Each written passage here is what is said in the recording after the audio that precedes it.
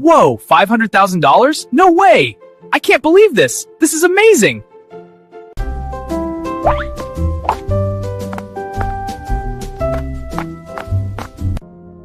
If I just leave it in the bank, can I live off this forever?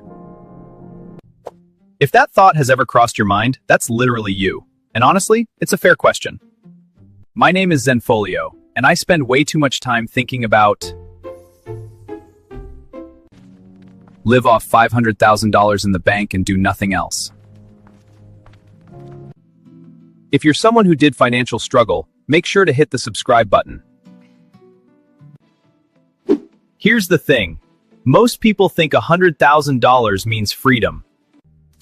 But freedom depends on math, and math doesn't care about your feelings. And this is where it gets really interesting. Let's dive in and see what happens next. The cold math. Let's start simple. 2 plus 2 equals 4. This data shows changes in employment rates over the past decade. You can see the fluctuations in this animated representation. Average annual spending per household in the US is roughly $75,000 per year. If you spend $70,000 per year and have $500,000 sitting in cash doing nothing, 500,000 divided by 70,000 equals 7.1 years. That's it, 7 years, not forever. Now you might be thinking, okay, but I don't spend $30,000. Let's say you're ultra frugal and live on $40,000 per year. That's $3,333. $500,000 divided by $40,000 equals 12.5 years. Still not forever. And here's what most people don't realize. Inflation. The Federal Reserve has historically targeted around 2% inflation. But recent years have been higher, according to the Federal Reserve. Even at 3% inflation, your $40,000 lifestyle will cost about $53,000 in 10 years. Your money doesn't just shrink from spending, it shrinks from sitting still. The 4% rule reality. Now let's talk investing. How it works. 1M portfolio x 4% equals $40K a year.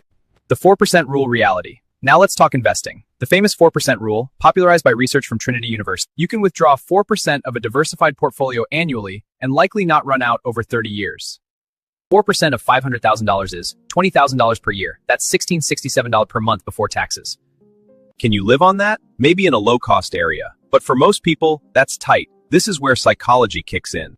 When people see $500,000, they feel rich. But when they hear $1,667 a month, same money, different framing. So, can you do nothing, technically? Yes, if you eliminate all distractions and external influences. Then, you can simply be. You can live on $20,000 to $25,000 per year. You invest it wisely. You're okay with modest living. You plan for healthcare, taxes, and emergencies. But here's what most people don't realize. You don't need to do nothing. Even earning $1,000 per month from part-time work or small side income changes everything.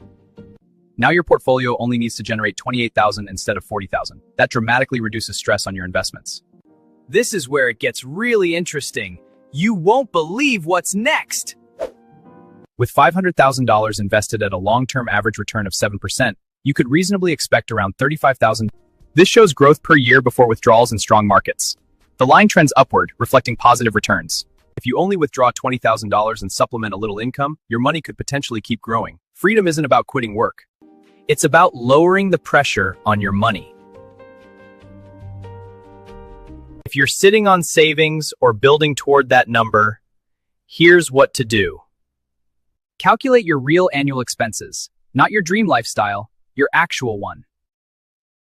Aim for income-producing assets, index funds, dividend ETFs, rental property, not idle cash. Reduce fixed expenses first. Housing and transportation determine how much you actually need. Build optional income skills. Consulting offers flexibility. Freelancing lets you work independent. Remote work provides global opportunities. Because optional income equals psychological freedom. $500,000 is not do-nothing forever money for most people. But it is never panic again money. It's I don't tolerate bad bosses money. It's I can take a year off money.